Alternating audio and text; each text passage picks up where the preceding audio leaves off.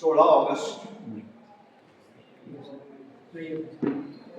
माझी जीवन साथी माधुरी तिचा मृत्यू दिन हा 16 ऑगस्ट आपण मधुरजग फाउंडेशन तर्फे या महाराष्ट्रात विशेषतः वेगवेगळ्या क्षेत्रात बूथ लेवलवर काम करणाऱ्या ज्या मुली आहेत त्यांना त्यांच्या कामाला एक उत्साह मिळावा, प्रोत्साहन मिळावं म्हणून आपण दरवर्षी पुरस्कार देत असतो. आता थोडक्यात मधुरजग फाउंडेशनचं माहिती सांगून मग पुढे मी जातो, कारण काही नवीन लोक आहेत त्यांना कळेल की माधुरी ही कर्करोगग्रस्त होती आणि कर्करोगाच्या कर्कवदोषाने तिचा मृत्यू झाला.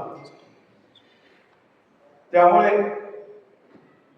त्या मृत्यू होण्यापूर्वी आम्ही जेव्हा काही चर्चा करायचो त्या चर्चा करताना ती असं म्हणायची की जगदीश, आपण दोघे शिक्षक होतो आणि समाजाला आपण काही देणं लागतो, तेव्हा आपण जे काही कमावलं आहे ते आता आपण समाजाला द्यायला पाहिजे.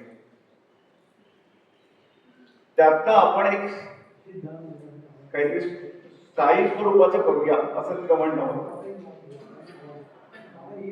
तेव्हा मधुरजग फाउंडेशनची कल्पना ही तिचीच होती आणि ती कल्पना तिच्या मृत्यूनंतर 1 वर्षांनी आम्ही मूर्त स्वरूपात आणली आणि त्यानंतर आम्ही मधुरजग फाउंडेशनच्या तर्फे 16 ऑगस्टला दरवर्षी हा कार्यक्रम करू लागलो.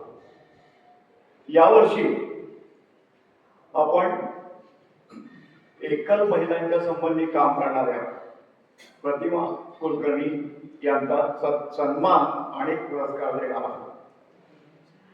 मला या बाबतीत नेमकं यांची निवड का केली याचा थोडक्यात आढावा घ्यायचा. काय की साधारणतः एकल महिला म्हटल्या म्हणजे त्या विधवा, परित्यक्त्या किंवा घटस्फोटित असं समजलं जातं. पण आपण लक्षात घेतलं की ही सगळी विशेषणं आहेत ही पुरुषांच्या संबंधित आहेत. याचा अर्थ आपल्या समाजात एकटी महिला ती पुरुषांशिवाय राहूच शकत नाही असा समज आहे. आता म्हणून आपल्या समाजात लक्षात येईल की पण आज आपण वेगळ्या 21व्या शतकात आहोत. या 21व्या शतकात लग्न न करणाऱ्या अनेक महिला आपल्याला दिसतात, ट्रान्स वुमन दिसतात, त्या एकटेपणात जगत असतात, शेतकऱ्यांनी आत्महत्या केलेल्या असतात, त्यांच्या स्त्रिया एकटेपणात जगत असतात. असं एकटेपणाने पुरुषाशिवाय जगणाऱ्या अनेक महिला आहेत. त्यामुळे पुरुषप्रधान संस्कृती जी आपली आहे ती आपल्याला बदलली पाहिजे, तो विचारसरणी बदलली पाहिजे. आता अजूनही आपली पुरुषप्रधान संस्कृती कशी आहे की आपण अजूनही एखादी स्त्री पुरुष जसा हॉटेलमध्ये एकटा जाऊन खाऊ शकतो तशी स्त्री हॉटेलमध्ये जाऊन एकटी खाऊ शकत नाही किंवा दिसली क्वचित तरी पुरुषांच्या नजरा तिच्याकडे व्हायला. दुसरीकडे विधवा स्त्रीविषयी काय समज आहे ते एक तर तिला आपण बिचारी म्हणतो किंवा आपण तिला दुसरं टोक गाठून म्हणतो की ती अवदसा आहे, पापी आहे, नवरा खाणारी आहे, अशा पद्धतीचे विषय आपण पांढऱ्या पायाचे आहे असं सगळं तिला म्हणतो. पण मला एक आश्चर्य वाटतं की जर पुरुष विदूर झाला तर त्याला ही सगळी विशेषता का लागत नाही. म्हणजे असं की तो पुरुष बिचारा आहे, तो पुरुष पापी आहे, बायकोला खाणार आहे, पांढऱ्या पायाचा असा कोणतरी म्हणतो. ह्याचं कारण आपली अजूनही सगळ्यांची असलेली पुरुषी मनोवृत्ती. ही पुरुषी मनोवृत्ती आपण बाजूला करायला हवी हे या निमित्ताने आपल्याला सांगायचं आहे. आणखी एक महत्वाची गोष्ट म्हणजे महात्मा फुलेंनी जसं समाज बदलण्यासाठी आधी आपल्या घरातल्या सावित्रीला शिकवलं आणि सावित्रीला तिने मोठं केलं आणि सावित्रीने मग समाज बदलायचा प्रयत्न केला, तसंच ह्या विशेषतः या आजच्या पुरस्कारामध्ये सांगावंसं वाटतं की हेरंबने ज्या पद्धतीने प्रतिमा कुलकर्णी यांना वाव दिला आणि काम करायला दिलं, तर मला असं वाटतं की त्यांनी एक नवीन समिती तयार केलेली आहे.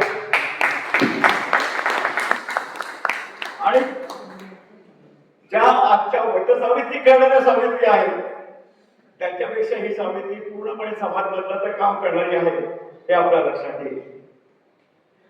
आता आपल्या लक्षात येईल की स्त्रियामध्ये मूलभूत धाडसाने जगायची तो असा अंगभूत गुणधर्म आहे. म्हणजे बघा की जो शेतकरी शेताच्या निमित्ताने आत्महत्या करतो कर्जबाजारी घेऊन, पण त्यानंतर जी अशिक्षित त्याची बायको असते तिचा कधी तिने जग पाहिलेलं नसतं, तिच्यावर कुठली जबाबदारी आलेली नसते, पण अशी अचानक जबाबदारी आल्यानंतर ती जगमगून जात नाही. तेच शेत ज्यामुळे त्यांनी कर्जबाजारी झाल्यामुळे त्या शेतकऱ्याने आत्महत्या केली, तेच शेत कसून ती आपलं जीवन जगत असते. म्हणजे यावर आपल्या लक्षात येईल की स्त्रिया या पुरुषापेक्षा जास्त धाडसी असतात, तरी आपण स्त्रियांना दुय्यम का समजतो हा माझ्यापुढे प्रश्न आहे. आता साऊथ ट्रस्टच्या माध्यमातून त्या ज्या आपल्या समिती आहेत त्या स्वतः शिक्षिका आहेत, त्या MA BEd झालेल्या आहेत आणि बाल आनंदवाडी या प्रयोगशाळा संचालिका म्हणून काम या संस्थेमध्ये बालवाडीच्या संचालिका म्हणून काम करतात जवळजवळ 10 वर्ष. त्यांनी ध्रुव ग्लोबल स्कूल CBSE बोर्ड असलेल्या इंग्रजी माध्यमाच्या शाळेत मराठी विषयाच्या शिक्षिका म्हणून 9 वर्ष नोकरी केलेली आहे. अकोले येथील हिंद सेवा मंडळ संचालित पूर्व प्राथमिक आणि प्राथमिक विभागाच्या चेअरमन या पदावर त्या काही वर्ष कार्यरत आहेत. त्यांनी नुसतं एकल महिलांबद्दल काम केलेलं नाही, तर त्यांनी वीटभट्टीवरील मुलांसाठी लेखन, वाचन प्रकल्प, तसंच त्यांच्यात होणारे बालविवाह, त्यांना रोजगार कार्यक्रम असे खूप वेगवेगळे कार्यक्रम केलेले आहेत. करोना काळानंतर त्यांनी एक साऊथ ट्रस्टच्या तर्फे एकल महिला समिती ही निर्माण केली आणि त्यातून त्यांनी आजपर्यंत अनेक ह्या एकल महिलांना शासकीय योजनांचा लाभ मिळवून दिलेला आहे. त्यांच्या रोजगार निर्मितीसाठी प्रयत्न केलेला आहे. त्यांच्या मुलांच्या शिक्षणासाठी त्यांनी काम केलेलं आहे. मला हे माहित आहे की मी स्वतः अनुभवलंय की वेगवेगळ्या ज्या एकल महिला असतात त्यांच्या मुलांना शिक्षणासाठी बरेचदा पैसे नसतात, त्यासाठी संपूर्ण वर्षाचा त्यांना लागणारा जो खर्च आहे तो खर्च ते स्पॉन्सर म्हणून करत असतात आणि अशा प्रकारे त्या मुलांच्या शिक्षणाचं काम करत असतात. तसंच ते ज्या महिला असतात एकल महिला त्यांना पुष्ट देण्यासाठी त्या बरेचदा समुपदेशाचे काम करतात, किशोरवयीन मुलांसाठी उन्हाळी शिबिरांचं आयोजन करतात आणि तरुण तरुणी जी लग्नाळू आहेत त्यांना ते लग्न करण्यापूर्वी कशा प्रकारे विचार करायला हवा, कोणता संवाद साधायला हवा त्या संबंधित समुपदेशन करतात. आतापर्यंत त्यांनी अकोले तालुक्यात 700 पेक्षा जास्त महिलांचे संघटन केले आहे आणि शासकीय स्तरावर या महिलांचं सर्वेक्षण पुनर्वेक्षण होण्याचे प्रयत्न चालू आहे. अशा पद्धतीने त्यांचं काम हे काही अंशी मी पाहिलेलं आहे आणि त्यामुळे त्यांची ह्या वर्षी पुरस्काराला निवड केली आहे. तेव्हा त्यांना यापुढे असंच चांगल्या जोमाने काम करता यावं आणि त्यासाठी आमच्याकडनं आम्ही थोडीफार मदत म्हणून हा पुरस्कार देत आहोत.